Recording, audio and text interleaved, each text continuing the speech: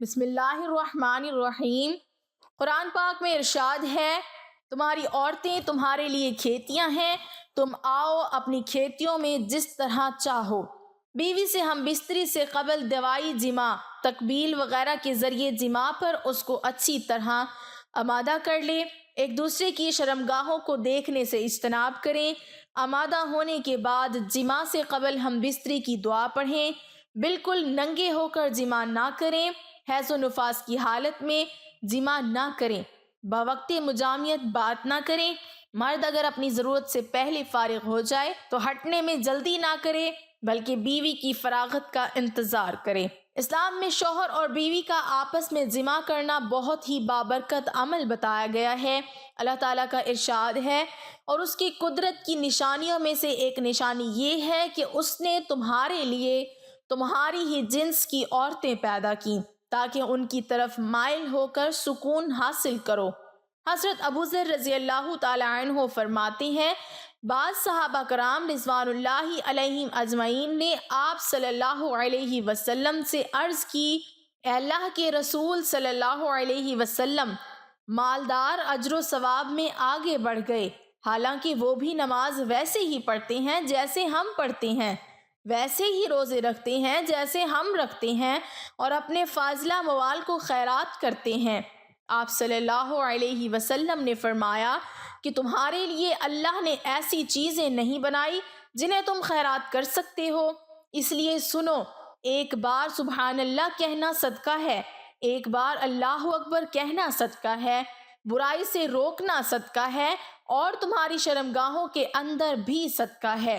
صحابہ کرام رضوان اللہ علیہم اجمعین نے عرض کیا، کیا ہم میں سے کوئی شہوت پوری کرے تو یہ بھی اس کے لیے صدقہ بن سکتا ہے؟ آپ صلی اللہ علیہ وسلم نے فرمایا، بتاؤ اگر اس نے حرام کاری میں اس کو استعمال کیا تو کیا اسے گناہ نہ ہوگا؟ صحابہ کرام نے عرض کیا، کیوں نہیں؟ آپ صلی اللہ علیہ وسلم نے فرمایا، بس اسی طرح حلال موقع پر استعمال کرنے سے ثواب ہوگا۔ ارشاد باری تعالیٰ اور اس حدیث مبارکہ سے ثابت ہوا کہ جب ایک شوہر اپنی بیوی کے ساتھ خلوص نیت سے ہم بستری کرتا ہے جس سے وہ اور اس کی بیوی دونوں کو خوشی حاصل ہو تو یہ ہم بستری ان کے لیے صدقہ و ثواب کا باعث ہے۔ امام ابن قیم رحمۃ اللہ علیہ فرماتے ہیں، حضور اکرم صلی اللہ علیہ وسلم نے جماع کرنے کی خود تلقین فرمائی، اس کے استعمال کی ترغیب دی، اسے اجر و ثواب اور خیر کا باعث قرار دیا۔ اس میں شک نہیں کہ یہ عمل کامل لذت کا سبب، محبوب کے ساتھ نیکی اور احسان کا ذریعہ، اجر و ثواب کا باعث، خیر و خیرات کا وسیلہ، دل کی خوشی کا سامان، غلط افکار کا ازالہ کی تدبیر اور روح کے ہلکے پھلکے ہونے کی علت ہے۔ اس عمل سے روح کی کثافت اور سختی دھل جاتی ہے، جسم ہلکا اور مزاج معتدل ہو جاتا ہے، صحت بحال اور اسد اموات کی صفائی ہوتی ہے۔ ناظرین، اگر بیوی سے ہم بستری کو دل نہ چاہے تو ہم بستری ترک کر دینا جائز نہیں، کیونکہ ہم بستری بیوی کا بھی حق ہے، اور ترک ہم بستری اس کے لیے منتر ہے۔ جس طرح عورتوں کو مردوں کے لیے جذبات کا لحاظ رکھنا ضروری ہے، اسی طرح مردوں پر بھی لازم ہے کہ عورتوں کے جذبات کا خیال رکھیں، ورنہ جس طرح مرد کی ناراضگی سے عورت کی زندگی جہنم بن جاتی ہے، عورتوں کی ناراضگی بھی مردوں کے لیے وبال جان بن جاتی ہے۔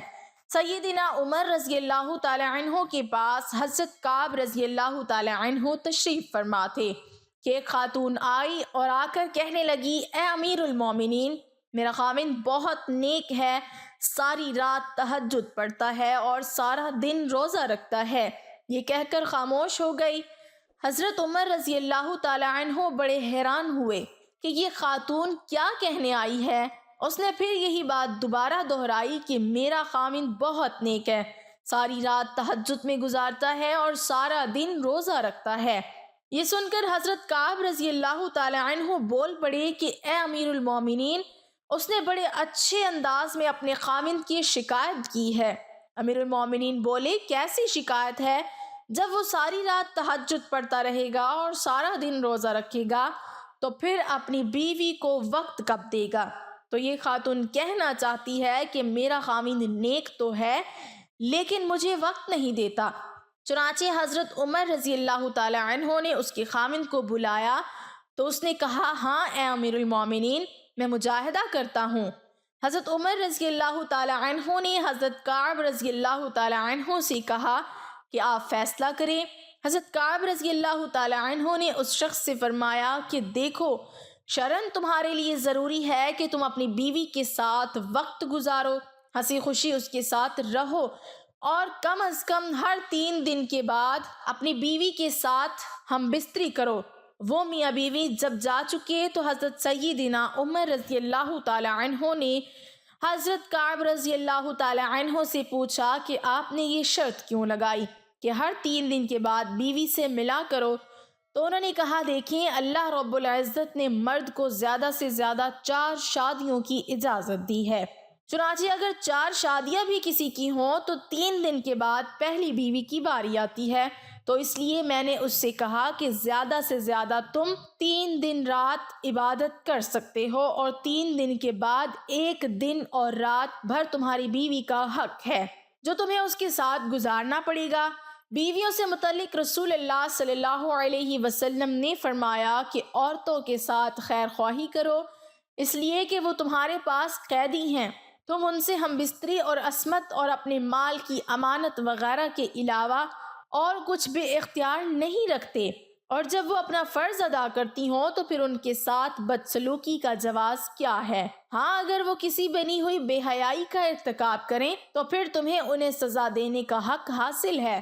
پھر اگر وہ ایسا کریں تو انہیں بستروں سے علیحدہ چھوڑ دو اور انہیں مارو، لیکن اذیت ناک مار نہ ہو۔ اس کے بعد وہ اگر تمہاری مطیع ہو جائیں تو پھر انہیں سزا دینے کا بہانہ تلاش نہ کرو۔ سنو، جس طرح تمہاری بیویوں پر حق ہے، اسی طرح تم پر تمہاری بیویوں کا بھی حق ہے۔ تمہارا حق تمہاری بیویوں پر یہ ہے کہ وہ تمہارے بستر کو ایسے لوگوں کو نہ روندنے دیں جنہیں تم ناپسند کرتے ہو، اور تمہارے گھر میں ایسے لوگوں کو آنے کی اجازت نہ دیں جنہیں تم اچھا نہیں سمجھتے۔ سنو، اور تم پر ان کا حق یہ ہے کہ تم ان کے لباس اور پہننے میں اچھا سلوک کرو۔ جس طرح عورتوں کو مردوں کے جذبات کا لحاظ رکھنا ضروری ہے، اسی طرح مردوں کو بھی لازم ہے کہ عورتوں کے جذبات کا خیال رکھیں۔ اگر کسی اجنبی عورت پر اتفاقیہ نظر جا پڑے اور وہ خوبصورت معلوم ہو تو گھر جا کر اپنی بیوی سے ہم بستری کر لو تاکہ شہوت کو سکون ہو سکے۔ ارشاد نبی صلی اللہ علیہ وسلم ہے کہ جب تم میں سے کسی عورت کو دیکھے اور وہ اسے خوبصورت دکھائی دے تو اسے اپنی بیوی کے پاس چلے جانا چاہیے، کیونکہ عورت کی شکل میں شیطان آتا ہے اور عورت کی شکل میں واپس جاتا ہے۔ اگر کسی کی بیوی نہ ہو تو اللہ تعالیٰ سے پناہ طلب کرے، گناہوں سے سلامتی کی توفیق مانگے اور شیطان مردود سے اللہ کی پناہ مانگے۔ شوہر اور بیوی کے لیے یہ جائز نہیں کہ وہ اپنی خلوت کی باتیں کسی غیر پر ظاہر کریں، کیونکہ یہ بے وقوفی اور کمینگی ہے۔ عقل و شعور نے اس سے منع کیا ہے۔ حضرت ابو ہریرہ رضی اللہ تعالی عنہ بیان کرتے ہیں کہ نبی کریم صلی اللہ علیہ وسلم نے مردوں کو مخاطب کرتے ہوئے پوچھا، کیا تم میں سے کوئی ایسا آدمی ہے جو اپنی بیوی سے ہم بستری کرتا ہو تو وہ دروازہ بند کر کے پردہ آگے کر لیتا ہو اور اللہ کے پردے سے اس فعل کو چھپاتا ہو؟ لوگوں نے جواب دیا، ہاں، ایسے لوگ موجود ہیں۔ آپ صلی اللہ علیہ وسلم نے پھر پوچھا کہ کیا کوئی ایسا آدمی بھی ہے جو اسے جا کر دوسروں کے سامنے بیان کرتا ہو؟ یہ سن کر صحابہ کرام رضوان اللہ علیہم اجمعین خاموش ہو گئے، اور اس کے بعد آپ صلی اللہ علیہ وسلم عورتوں کی طرف مخاطب ہوئے اور ان سے پوچھا، کیا تم میں سے کوئی ایسی عورت ہے جو اپنے خاوند سے خلوت کی باتیں دوسری عورتوں سے بیان کرتی ہوں؟ عورتیں خاموش رہیں، لیکن ایک نوجوان عورت اپنے ایک گھٹنے پر کھڑی ہو کر رسول کریم صلی اللہ علیہ وسلم کی باتیں سن کر کہتی ہے، یا رسول اللہ صلی اللہ علیہ وسلم، خلوت کا ذکر مرد بھی کرتے ہیں اور عورتیں بھی کرتی ہیں۔ فرمایا، جانتے ہو اس کی مثال کیا ہے؟ اس کی مثال یہ ہے جیسے کوئی شیطان عورت شیطان مرد کو سر راہ مل گئی ہو اور اپنی حاجتیں اس کے ساتھ پوری کی ہوں، اور درے اثنا لوگ ان کی طرف دیکھتے رہے ہوں۔ خبردار، مردوں کی خوشبو میں بو تیز ہوتی ہے مگر رنگ نہیں ہوتا، اور عورتوں کی خوشبو میں رنگ ہوتا ہے مگر بو تیز نہیں ہوتی۔ مفہوم یہ ہے کہ مرد ایسی خوشبو لگائیں جس میں بو ہو اور رنگ نہ ہو، جیسے عطر اور عود وغیرہ، اور عورتیں ایسی چیزوں کا استعمال کریں جس میں رنگ ہو، خوشبو نہ ہو، مثلا زعفران اور مہندی وغیرہ۔ اللہ پاک عمل کرنے کی توفیق عطا فرمائے، آمین۔ کامنٹ باکس میں اللہ کے 99 ناموں میں سے ایک نام ضرور ٹائپ کریں۔